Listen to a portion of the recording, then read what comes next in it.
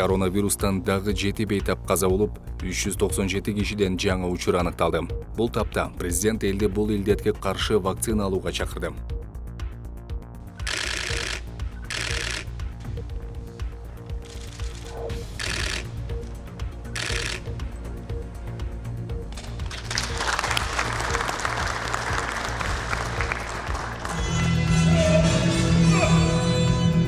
Президент Садыр Жапаров жаңы конституцияга кол койду.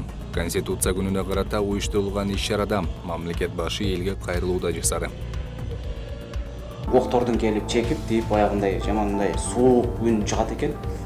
Адамдын кулагына жагымсыз буга чейин угулбаган үндөр мындайча айтканда ажалдын үнүндөй эле угулат экен да биринчи жолучу.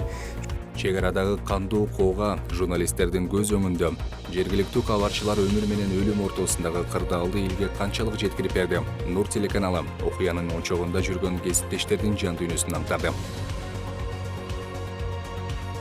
Кыргыз бийлиги кайсыл жерден жаңылып жазды.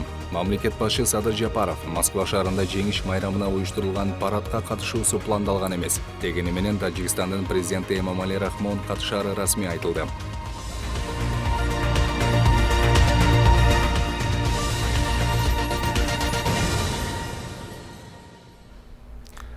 Саламатсыздарбы, Нур телеканалда Нур Ньюс маалымат программасы. Сиздер менен мен Азамат Аланов, кесиптештер менен биргеликте күндүн негизги окуяларын тааныштырабыз. Акыркы бир сутка ичинде Кыргызстанда коронавирустан дагы 7 бейтап көз жумду. Алардын 3-ü Бишкекте, 3-ü Ысык көлдө, 1 киши ошто. Бүгүн кошумча 397 адамдан оору жаңы аныкталды. Мурда ооругандардан 248 киши айыкты.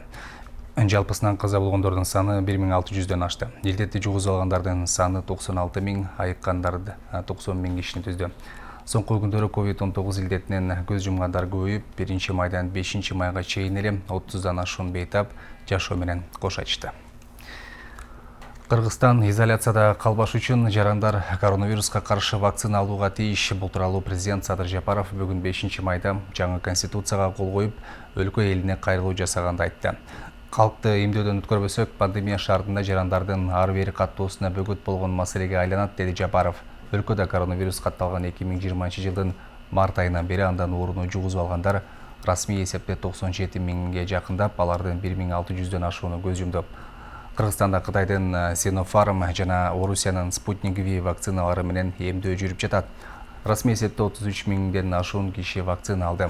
Кыргызстанга келген Кытай препараттары 75 000 адамга, орус препараты 10 000 адамга жетет. Кошумча вакциналоо боюнча сүйлөшүүлөр жүрүүдө. Өкмөт эл аралык COVAX программасынын алкагында британ-швейцариялык AstraZeneca вакцинасы да келерин билдирген. Бүгүн 5 майда Кыргызстандын баш мыйзамынын кабыл алынганына 28 жыл толду. Эгемен Кыргызстандын конституциясын 1993 жылы 5 майда легендарлуу парламент кабыл алган. Андан бери бир канча жолу өзгөртүлүп, соңку референдум 2021 жылдын 11 апрелинде өткөн. Бүгүн 5 май бул күнү утурлай президент Садыр Жапаров кыргызстандыктарга өз кайрылуусун жолдоду. Ошону менен катар ал баш мыйзамга кол койду. Андан соң өлкөнүн абалы боюнча кенен баяндама да жасады.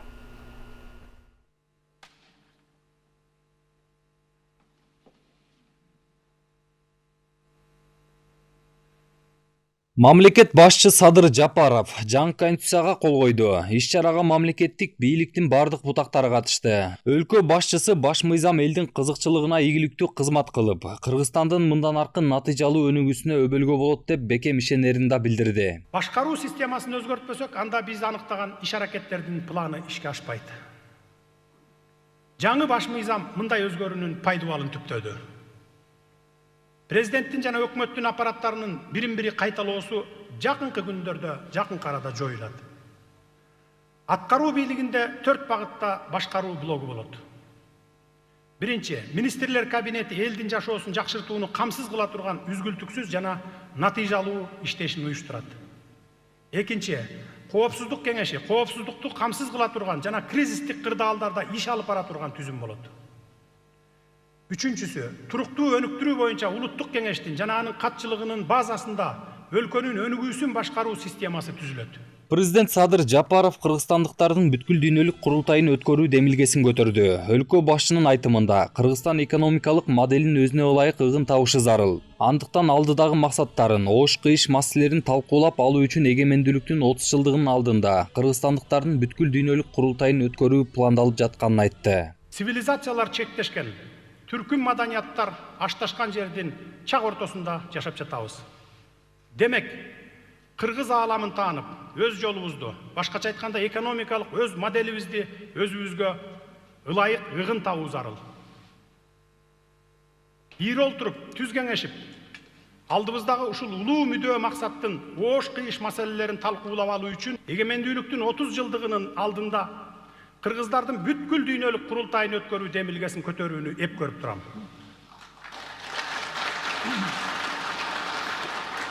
Андан соң өлкө башчы элге кайрылуу жасады. Ал чек арадагы окуяларга кайрылып, Кыргызстандын аймактык бүтүндүгүнө кол салуу аракети болгонун белгиледи. Ошол үчүн куралдуу күч түзүмдөрүндө олуттуу өзгөрүүлөр болушу керек. Анда президент армия реформалана тургандыгын белгилеп, бул үчүн атайын элдик кошуундар түптөлөт экен. Куралдуу күчтөрдө олуттуу өзгөрүүлөрдү ишке ашыруубуз зарыл.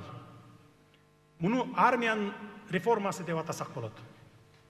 Анын эки негизги багытына токтолоюн.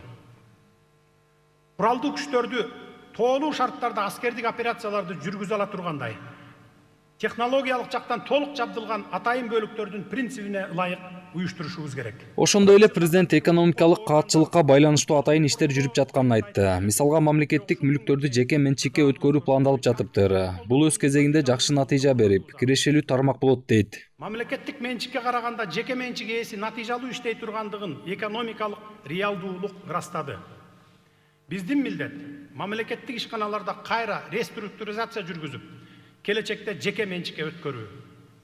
Ал эми стратегиялык объектилерде кызмат көрсөтүү сервистерин менчиктештирүү керек. Мамлекеттик мүлк фонду бул ишти аяктагандан соң жоюлушу кажет. Жапаров азыр өлкөнүн экономикасы эңшерилип, түйү түшкөн казына менен жашап жатабыз. Анысы аз келгенсип пандемиянын кесепетинен бардык өлкөлөр менен карым-катнаш, соода саттык бүгүнкү күнгө чейин токтоп турат дейт. Мындай абалдан чыгуу үчүн экономикалык реформаларды жүргүзүп, анын ичинде фискалдык, соттук, укук коргоо, транспорттук, логистикалык жана тышкы соода саясатын өркүндөтүүгө убада берди. Башталды. Өтө татаал болсо дагы. Жолдар Бузумов, Нурбек Жеңишбек уулу, Нурньюз, Бишкек. Мамлекеттик органдарга аны сапаттуу аткарууну тапшырам. Учурда чек ара кылгасына байланыштуу 48 тергөө тобу иштеп жатат. Агалайык министрдин ордун басары Сүйүн Өмүрзаков кечээ Лейлек жана Баткен облусундагы чек ара жаңжалын, андагы чыгымдарды иликтөө, тактоо үчүн түзүлгөн 48 тергөө тобу менен жыйын өткөрүп, отчет алды жана тапшырмаларды берди. Куралдуу кагылыштан кыргыз тараптан 36 киши каза болду, 183 тургун жараат алды. Соңку расмий маалыматка ылайык, чек ара жаңжалында 136 турак жай толугу менен талкаланган. Анын ичинде 46сы Баткен районунда, 93 Лейлек районунда жайгашкан. Ошондой эле 5 жалпы билим берүүчү мектеп, 2 фельдшердик акушердик пункт, 3 бала бакча, 2 милиция пункту, 24 май куюучу станциясы, 60 коммерциялык объект, 2 чек ара заставасы жана 1 клуб жараксыз абалга келген. Дүйшөмбө жабыркагандар жана курмандыктар тууралуу расмий маалымат берелик. Азаттыктын тажик кызматы ишенимдүү булактарына таянып 18 киши каза болуп, 90 жараат алганын билдирген. Улуттук коопсуздук мамлекеттик комитетинин чек ара кызматы кыргыз-тажик чек ара арасында кырдаал туруктуу экенин айтып, акыркы маалыматтар менен бөлүштү. Билдирмеге караганда кечээ 4-майда Тажикстандын жарандары айдай качкан 2 автоунааны тажик тарап Кыргызстанга өткөрүп берген. Тажиктер автоунааларды колунду өткөрмө пункту аркылуу айдап өтүшкөн. Бүгүн УКМК жетекчиси Камчыбек Ташиев, чек ара кызматынын башчысы Уларбек Шаршиев жана аталган кызматтын Баткен облусу боюнча башкармалыгынын начальниги Кыялбек Төлөнбаев болуп, кагылыш учурунда жабыркаган чек арадагы объектилерди карап чыгышты деп жазылат маалыматта. Бардык органдын кызматкерлери чек арадагы абалга көз салып жатканы кошумчаланды. Ал эми кыргыз-тажик чек арасында болуп өткөн окуяларды чагылдырууда өлкөдөгү массалык маалымат каражаттардын кабарчылары коомчулукка түз чагылдырып берүү үчүн болгон аракеттерин көрдү. Бирок ошол эле учурда алардын өмүрү тобокелге салынганын айтууга болот. Окуяны чагылдырууда кандай кыйынчылыктарды баштан кечирди, ошондой оор кырдаалда эмне ойлор өтүп жатты, өмүр менен өлүм ортосундагы кырдаалда көрөрманга канчалык жеткирип берди. Нур телеканалы аймакта жүргөн кесиптештердин көзү менен көргөн окуяларды баяндап берүүнү чечкен. октордун келип чекип тиіп баягындай жамандай суук үн чыгат экен. Адамдын кулагына жагымсызчы, буга чейин угулбаган үндөр баягы мындайча айтканда ажалдын үнүндөй эле угулат экен да биринчи жолучу. Ошол жерде жатканыбызды ошо кара деп коет экен. Сиздер барып көрсөңүздөр керек. Ошол жерде унаалар жатканын деле көрдүңүздөр окшойт, Lexus унасын дагы көрдүңүздөрбү? Ошол көз алдыбызда болду. Өлкөдө болуп жаткан кагылышуу окуяларды коомчулукка түз чагылдырып берүүнү көздөгөн журналисттер кыргыз-тажик чек арасындагы баш алмандыкта көз алдында тартылган окуяларды эскерип жатышат. Эки тараптуу кагылышуу учурун чагылдырып берүү өмүргө тобокелдик экенин да билип турушкан. Ошол учурдагы ок атуулардын токтоп калуусуна да үмүттөр үзүлгөн эмес. Үмүт болду, азыр токтоп калышы мүмкүн. Бул нерсе буга чейин дагы ошондой окуяларга калып жүргөнбүз. Ошондой ойлодук, где-то бир жарым саатта же болбосо 1 саатта бул атышуу токтойт. Эки тарап сүйлөшүү болот. Жеринен чагылдырууга бет алган журналисттер алдын ала курал жарактар менен ок атышуулар жана эки тараптуу согушуулар болот деп билишкен эмес. Эл арасында мындай маалымат болгон жок дейт алар. Бизде атайын курал жарак менен келгиле же ушундай согуш болот экен деген маалыматтар такыр болгон эмес. Биз тараптан биздикилер антип согушабыз деп дагы ойлогон эмес. Эч ким элден эч кандай ошондой маалымат чыккан дагы эмес. Журналист коомдо болуп жаткан ар кайсы учурларды түз чагылдыруу үчүн окуя болуп жаткан аймакка барат. Ал согуш учуруда болушу мүмкүн. Чек арада болуп өткөн окуя айрым журналисттер үчүн бир топ сабак болуп калды. Жакшы үмүттөр менен кошо өкүнүүлөр да болгонун Азаттыктын Баткен облусундагы кабарчысы айтууда. Кантип жашыныш керектигин, буга чейин бир даярдык болбогондугун, же бир коргонуучу каражаттарыбыз жоктугун, атайын бир даярдыктан өтпөгөнбүз, ушундай куралдуу кагылыш учурунда журналист өзүн кантип алып жүрүш керек, кантип өзүн сакташ керек деген бир даярдыктан өтпөгөндүгүбүзгө өкүндүм ошол жердечи. Чынында. Баткенде болгон окуяны чагылдырууда убакыттын ар бир мүнөтүндө, ар бир секундунда кырдаал кандай болоору табышмак болуп турган. Тажикели тараптан келген чабуулдан улам жөнөкөй жарандардын жаракат алганы көз жаздымдарында калган. Ар бир секунда, ар бир минута кандай абал, кандайын өзгөрүп сенин акыркы дем алышың болуп калышы мүмкүн болуп атты да. Кадимкидей эле көрүнүп атты, жакынданышты. Ошол дрон учуп кеткенден кийин өтө мындайча айтканда катуу чындап чабуул кылды десек болот да. Чабуул кылганда дагы жөнөкөй жарандарга багытталган октор келип атты. Анын ичинде адашып тийгендерден ошол жерден 4-5 жаран 15 мүнөттүн ичинде жаракат алды. Журналисттердин көз жаздымында өткөргөн окуяларын Нур телеканалы чагылдырып берүүнү чечкен. Кыргыз-тажик чек арасында болгон кагылышууну чагылдырууда кабарчылар бир топ кыйынчылыктарга, тоскоолдуктарга тушкан. Кагылышуу болуп аткан жерден ошол тыш жердеги эртеси күнкү дагы ошол журналисттерге жасалган бир топ мамилелерди көрдүм. Мисалга элдин агрессиясы, журналисттерге көрсөткөн мындай каршылыктары, тартпоого бир үндөгөн ушундай чакырыктарды дагы көрдүк. Анын негизги себеби катары мисалга ошол жердеги жергиликтүү тургундар алар ошол соцсеттерге чыгып аткан материалдарда ошол темасы таптакыр башка, бирок ичиндеги маңызы таптакыр башка болгон видео материалдардан ошол коомчулук тажап калгандыгын айтып, алар эми баягы жалпы эл YouTube'га, соц тармактарга материал чыгаргандардын бүт баардыгын журналисттер деп ушулар чыгарып атат деген бир өздөрүнүн пикирлерин айтышты. Эң негизгиси ошол элдин журналисттерге болгон агрессиясы ошол YouTube'га чыккан, соц тармактарга чыккан материалдар себеп болду деп ойлойм. Ал эми массалык маалымат каражаттарынын негизги миссиясы ошол жердеги маалыматты толук ачык айкын алып берүүгө барышкан. Бирок ал жердеги ошол маалымат алып берип атканда кагылышуу учурунда алар кандай кыйынчылыктарга туш болду, кандай мындай бир оор мезгилдерди баштан өткөрдү, ошол көрүнүштөрдү ачыктап берүү максатында ошол көрсөтүүнү даярдап атабыз. Ал эми массалык маалымат өкүлдөрүнүн окуядан көз алдында калган көрүнүштөрүн жана кандай кыйынчылыктарга кабылганын, кандай жоопкерчиликтер артылганын көрсөтүп берген берүүнүн толук чыгарылышын биздин телеканалдын эфиринен жана социалдык баракчаларыбыздан көрө аласыздар. Нурзада Сыдыкова, Адилет Нышанбаев, Нурньюз, Ош шаары.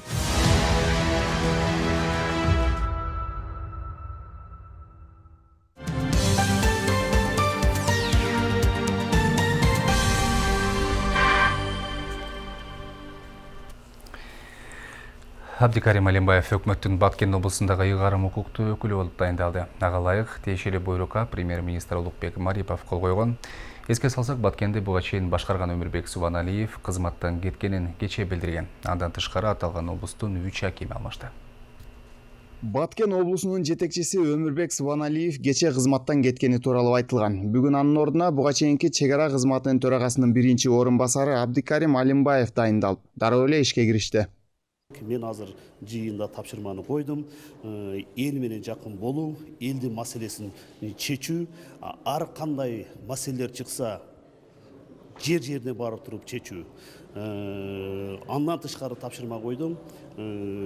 Түшкө чейин жумушта иштейсиңер, түштөн кийин жерлерде барып туруп бүт көйгөйлүү маселе кандай бул кайсы тараптан болсо дагы ошол жерлерде чечесиңер деп туруп. Калган жумуштар азыр бул жерде көрүп жатасыздар. Мына күч структуралары боюнча дагы менин дайындоо дагы ушул аскер кызматкери катары, чек-арачы катары ушундай болду. Мен дайындалдым. Ушул чуулгандуу Баткендеги окуялардын кандайдыр бир тиешеси бар адам ошол жака мүнөөсүнө жетти да, мындайча айтканда. Бул боюнча чек-арачы Мирланбек Мартбек уулу Алимбаев тууралуу видео кайрылуу жасады.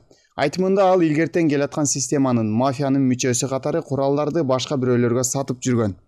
Алимбаев чек ара кызматынын төрагасы болуп турганда 2015-жылдары чек ара кызматынан канчалаган курал жарактар сатылып,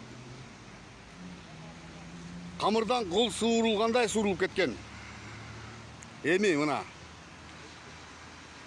Зек Садыр Жапаров менен Камчыбек Ташиев ким болуп калыптыр деген киши бийликке барды. Куттуктайм, урматтуу Садыр Нуркожоевич, Камчыбек Кыдыршаевич. Абдан жакшы мамлекеттин өнүгүүсүнө кадрларыңар мыкты өсүп баратат. Мирланбек Мартбек уулу буга чейин да Алимбаев чек ара кызматынын биринчи орун басары болуп дайындалганда да президентке кайрылуу жасаган. Ал эми социалдык тармактарда татыктуу деп колдогондор да бар. Ушул киши барып туруп чек араны чечем деп атат да. Бул киши керек болсо ошо Жеңиш Разак жанагылар менен бир мафияда бир система, Кыргызстанды кыскасы талкалап кеткан ушуларда бир системаны элечи. Бул киши эми ошол жака барып туруп ушуга чейин эшектин тушагын чечпеген Алимбаев угуп атсаңыз керек. Сиз бар губернатор болгондо Баткенди талкалайсыз да. Таза. Сизге Баткендин эли каршы чыгат. Сиз барсаңыз барбай эле коңуз. Сиз вообще мамлекеттик кызматка жолобоңуз да, колуңуздан келсечи. Өкмөттүн Баткен облустагы өкүлүнүн орун басары Ерлан Сапарбаев иштен кетип, ордуна Абдирашид Ташбалтаев дайындалды. Мындан сырткары өкмөт башчысынын буйругу менен Баткен облусунун Баткен, Лейлек жана Кадамжай райондоруна жаңы акимдер кызматка коюлду. Буга чейин аталган райондорун жетектеп келген Акылбек Орозов, Баймурат Бекмуратов жана Абдыманап Жакпаров кызматынан бошотулган. Ага ылайык Учкунбек Жоробаев Баткен районунун акими болуп дайындалды. Лейлек районуна Алмазбек Рахманкулов жетекчи болду. Кутбедин Шакиров облустун Кадамжай районунун башчысы кызматына дайындалды. Мурдагы облус жетекчиси Субаналиев кызматтан кетүү чечимин башка кызматка кетип жаткандыгына байланыштуу кабыл алганын билдирди. Ал бул кызматка 2021-жылдын февраль айында келген. Бирок эмне кызматка кетип жатканы так айтылган жок. Кошумчалай кетсек, жаңы жетекчи Алимбаев Ош облусунун Ноокат районунда туулган. Ильяс Анарбай уулу, Аскар Маратов, Нурньюз, Бишкек. Бишкек шаарынын социалдык маселелер боюнча вице-мэри Айжан Чыныбаева кызматын тапшырганын Facebook'тагы баракчасына жазды. Ал жетекчилик менен орток пикирге келе албай, иштен өз каалоосу менен кеткенин билдирди. Тилекке каршы мен бул кызматта иштеп жүрө албайм, анткени учурда мэрдин милдетин аткарып жаткан адам менен бир пикирге келе алган жокмун. Жамаат жумуштан айрылып калбаш үчүн андан коркуп иштеп жатат, деди Чыныбаева. Бул билдирүүгө байланыштуу шаардык мэрия ошол замат маалымат таратты. Ага ылайык Айжан Чыныбаева азырда вице-мэр экенин эскерткен, анткени өз каалоосу менен иштен кетүү тууралуу жазган арызы түшө электиги айтылган. Кезек дүйнө кабарларында Улуу Британияда турак үй жарылып, 7 адам ооруканага жаткырылды. Алардын экөөнүн абалы оор, бирок күбөлөрдүн айтымында кырсык газдын агып кетишинин улам болгон. Ал эми Колумбияда салык реформасына каршы демонстрациялар уланууда. Демонстрацияга катышкан 80ден ашуун адам дайысыз жоголгондордун тизмесине киргизилген. Ушул жана башка кабарлар кийинки материалда. Улуу Британияда турак үй жарылып кетти. Маалыматка караганда, жарылуудан кийин дароо өрт чыккан. 7 адам ооруканага жаткырылып, алардын экөөнүн абалы оор. Алар тез жардам менен Лондон шаарына жеткирилген. Каргашалуу окуя таң эрте кентте болуп, тергөө амалдары жүрүп жатат. Айрым маалыматтар боюнча, алгач 2 кабаттуу үйдө жарылуу болуп, андан кийин дароо өрт чыккан. Коңшулар өзгөчө катуу үндөр болбогонун, бирок үйлөрүнүн солкулдаганын сезишкен. Айылдын жашоочуларын эвакуациялоого туура келди. Калгандарынан түтүндүн айынан терезелерди ачпоону суранат. Азырынча жарылуунун расмий себептери айтыла элек, бирок күбөлөрдүн айтымында кырсык газдын агып кетишинен улам болгон. Колумбияда салык реформасына каршы демонстрациялар уланууда. Демонстрацияга катышкан 80ден ашуун адам дайынсыз жоголгондордун тизмесине киргизилген. Башаламандыктар Богота, Кали, Медельдин жана башка шаарларда болгон. Наразычылыктын эпицентри Колумбиянын борбору Боготада болду. Анда 74 автобус жана 35 аялдама талкаланган. Мындан тышкары соода борборлорунда, банктарда жана супермаркеттерде тоноо фактылары катталган. 840тан ашуун адам жаракат алды. Бери дегенде 19 адам каза болгону кабарланууда. Колумбиянын полициясы 430дан ашуун адамды кармаган. Жума күнү өкмөт реформанын пландарын өзгөртүүгө макул болуп, каржы министри кызматтан кеткен. Бирок ага карабастан наразычылык акциялары уланууда. Ошол эле учурда Колумбиянын президенти Иван Дюк өлкөнүн өкмөтү салык реформасы боюнча сунушталган мыйзам долбоорун артка кайтарууну көздөбөйт деп билдирди. Ал эми жарандык коом уюмдары эгерде салык реформасы боюнча жаңы мыйзам долбоору артка кайтарылбаса, өлкө боюнча жалпы улуттук тополоңду баштоого сөз беришүүдө. Индияда биринчи жолу жырткыч жаныбарлардан коронавирус табылды. Илдет Хайдабарат шаарындагы зоопаркта жашаган 8 арстандан аныкталган. Бул тууралуу РИА Новости кабарлады. Зоопарктын ветеринарлары апрелдин соңунда арстандардан табитинин жоголушу, мурдунан суунун агышы жана жөтөл сыяктуу симптомдорду байкашкан. Аянты 160 чарчы метрди түзгөн сафари зонасында 10 жашка чамалап калган 12 арстан бар. Алардан анализ алынып, изилдөөлөрдүн жыйынтыгында 8 жырткычтан коронавирус табылган. Азыркы тапта окумуштуулар жырткычтар коронавирустун кайсы штаммы менен ооруп жатканын так билүү үчүн анализдерин Хайдабараттагы лабораторияга жиберишкен. Азыркы тапта Индияда коронавирус күч алып, оору көп жуктургандар боюнча дүйнөдө 2-чи орунга чыкты. Жалпы жонунан Индияда 20 миллиондон көп киши илдет илештирип, анын 16 миллиондон ашыгы айыккан. Коронавирус 222 миң кишинин өмүрүн алган.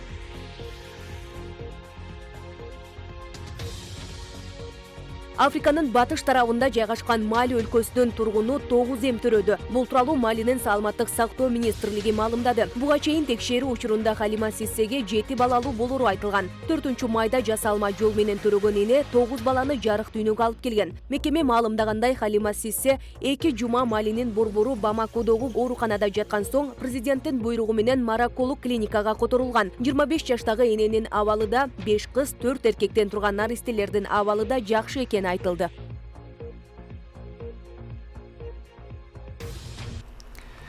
Кыргызстан президенти Садыр Жапаровдун Орусиянын борбору Москва шаарында жеңиш майрамына карата өтө турган парадка катышуусу пландалган эмес. Бул тууралуу Орусия президенти Владимир Путиндин катчысы Дмитрий Песков билдирди. Песков журналисттердин Кыргызстан президентинин 9 майда Москвага сапары тууралуу суроосуна жок, азырынча планда жок деп жооп берди. Ал ушундай эле Москвадагы жеңиш парадына Тажикстандын президенти Эмомали Рахмон катышаарын кошумчалады. Путин менен Рахмондун жолугушуусунда Кыргызстан менен Тажикстандын мамлекеттик чек арасындагы куралдуу жаңжал талкуулана тургандыгы айтылды. Кыргызстанга 5 трейлерден турган мобилдик клиника алып келинди. Бул тууралуу өкмөттүн маалымат кызматы билдирди. Мобилдик клиника Ford маркасындагы оор жүк ташуучу унааларга чиркелген. Клиниканын базасында компьютердик томография, УЗИ аппараты, маммограф, рентген аппараты, гастроскоп, колоноскоп, офтальмоскоп, риноскоп, эхокардиограф сыяктуу медициналык жабдууларды камтыган диагностика бөлүмү, биохимиялык жана башка анализдер үчүн лабораториялык жабдуулар, ошондой эле операциялык бөлүмү бар. Трейлер менен кошо бейтаптарды ташуучу кичи автобус жана тез жардам унаасы алынды. Алар Кыргызстанга Ислам өнүктүрүү банкы менен макулдашуунун алкагында берилүүдө.